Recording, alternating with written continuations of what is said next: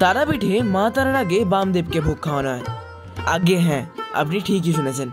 একদিন দুপুরে পুরোহিত মাকে ভোগ দেবেন বলে ভোগটি রেখে একটু বাইরে গেছিলেন। সেই সময় বামদেব প্রবেশ করেন এবং সেই সময় বামদেবকে কেউ অতটা সেভাবে চিনত না। বামদেব তারপর ঢুকে সেই সব ভোগ মিশিয়ে একবার নিজে খেয়ে দেখলো যে ভোগ ঠিক করে মাখা হয়েছে নাকি। তারপর সেই ভোগই মাকে খাওয়ালেন।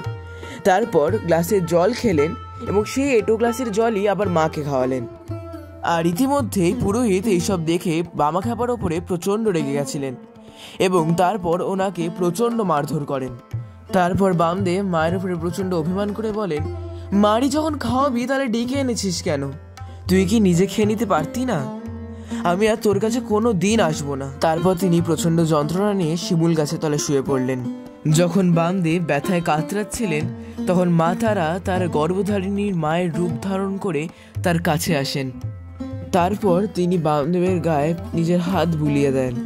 তারপরে আস্তে আস্তে বামদেবের ব্যথা সব কমে যায়। একদিন রাত্রেবেলা মা রানীমাকে স্বপ্ন দেখান যে আমার ছেলে 3 দিন ধরে অভুক্ত। আগে আমার ছেলে ভোগ গ্রহণ করবে, তারপরে আমি ভোগ গ্রহণ করবো। পরদিন সকালবেলা রানীমা মন্দিরে গিয়ে পুরোহিতদের এইসব কথা খুলে বলেন।